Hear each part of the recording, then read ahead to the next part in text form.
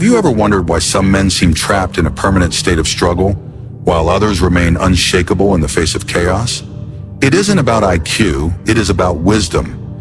Stoicism teaches us that there are 7 specific phrases, verbal red flags, that signal a weak mind and a fragile spirit. If you catch yourself saying even one of these, you are unknowingly sabotaging your own power.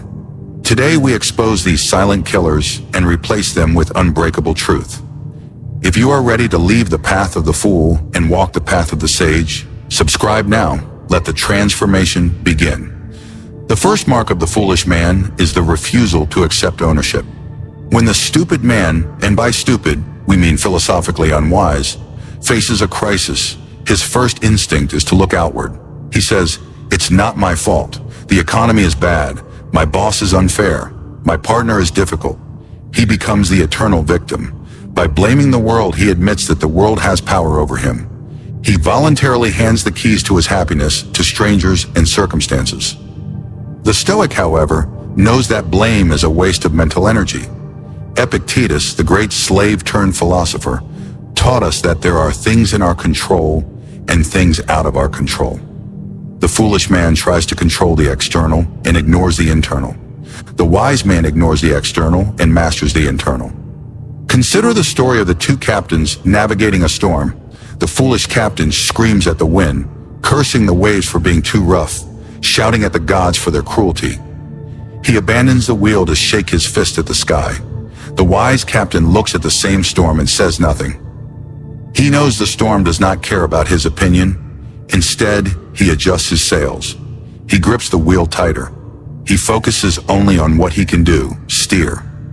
When you say, "It's not my fault," you are the captain screaming at the wind. You are declaring your own helplessness.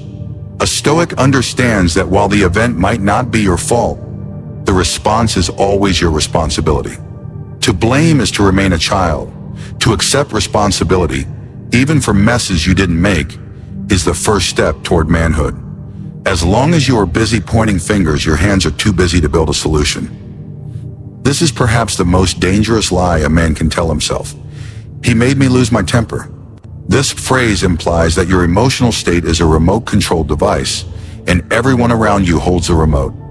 The foolish man believes that insults, traffic, or rude people force him to react. He is a puppet, jerked around by the strings of other people's behavior. If the world is kind, he is happy. If the world is harsh, he is miserable. He has no fortress of the mind. Seneca, the Roman statesman, famously said, "Anger is a temporary madness." He described anger not as a sign of strength, but as a sign of weakness, a collapse of reason. When you say someone made you angry, you are admitting that you lack the discipline to guard your own mind. Imagine a man walking through a crowded market. Someone bumps into him hard. He spins around, furious, ready to fight, screaming about respect. Then he looks down and sees that the person who bumped him is blind and uses a cane. Instantly, his anger vanishes, replaced by compassion. What changed? The physical event was the same. The bump was the same. The only thing that changed was his judgment of the event. This proves that the stranger didn't make him angry. His opinion of the stranger made him angry. The stupid man is a slave to his immediate impressions. The Stoic pauses. He realizes that an insult is like a rock thrown at a cliff. If the cliff is solid, the rock simply bounces off. If you are easily provoked, you are easily controlled. Do not give anyone that power over you. The foolish man lives his entire life in the future. He says, "I'll be happy when I get that promotion. I'll be happy when I buy that house. I'll be happy when I retire." He treats the present moment as a waiting room, a mere obstacle to get through to reach some imaginary paradise. This is the definition of anxiety and dissatisfaction. By tying his happiness to future events that may never happen, he guarantees misery in the now. Marcus Aurelius, the emperor of Rome, who had everything a man could want, wealth, power, fame, reminded himself daily to find contentment in the present duty. He wrote, "Confine yourself to the present." He understood that the future is a mist and the past is a memory. The present is the only reality we possess.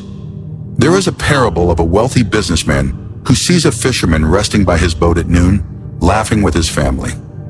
The businessman asks, "Why aren't you out fishing more?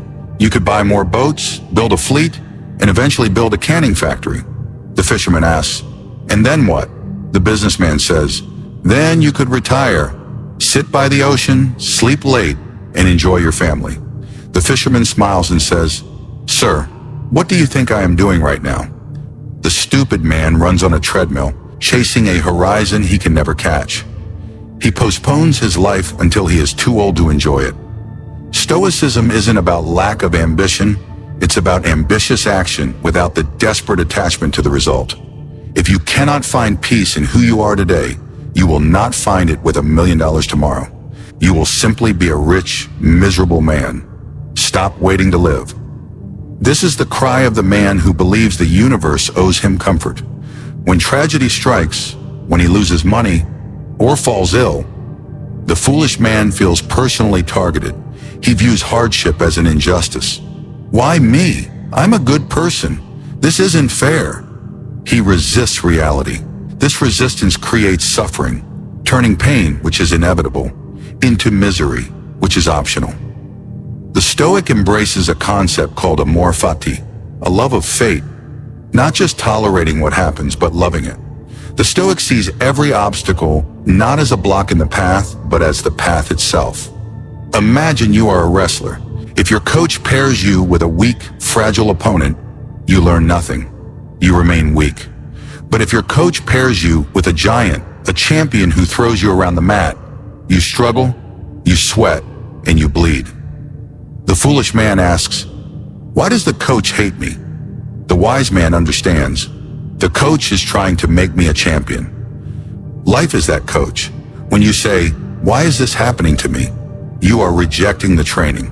You are wishing for a life of ease, which is a life of decay. Marcus Aurelius thanked the gods for his difficulties because they allowed him to test his virtue. When the fire burns, everything you throw into it becomes fuel for the fire. A stupid man is extinguished by the wind. A Stoic is the fire that burns brighter because of it. Stop asking, "Why me?" and start asking, "What can I learn from this?" The moment a man thinks he knows everything, he stops growing. The phrase, "I know that already," is the tombstone of intelligence. The foolish man protects his ego by pretending to be an expert. He listens to reply, not to understand. He views new information as a threat to his intelligence rather than a supplement to it. He is rigid and like a dry twig. Because he is rigid, he snaps easily. Epictetus was a teacher, and he would kick students out of his classroom who were arrogant. He famously said, "It is impossible for a man to learn what he thinks he already knows." If your cup is full, nothing more can be poured in.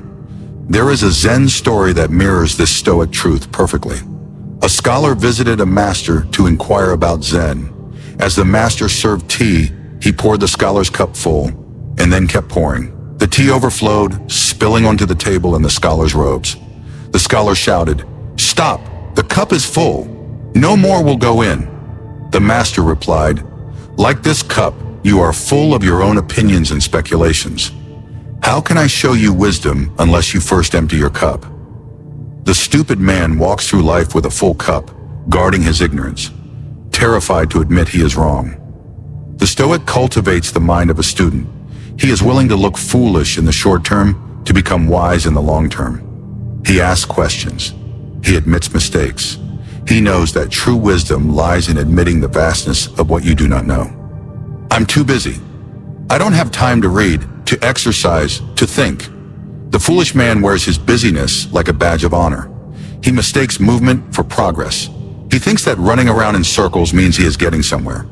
But usually "I don't have time" is a lie. What he really means is, it is not a priority.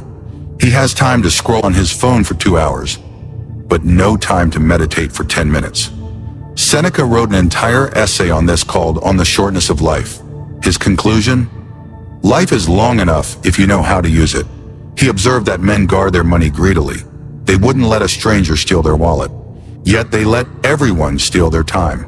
They give hours to meaningless arguments, days to frivolous entertainment, and years to jobs they hate. Imagine you have a bank account that deposits $86,400 every morning.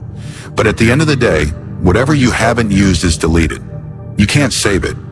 You would spend every cent, wouldn't you? That is your life. You get 86,400 seconds every day. The foolish man lets them drain away, distracted and unfocused. The Stoic treats time as his most precious commodity. He ruthlessly cuts out the non-essential.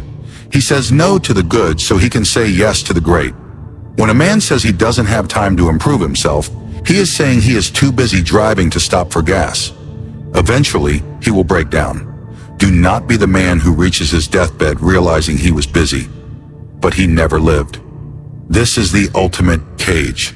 The foolish man lives his life for an audience that isn't watching.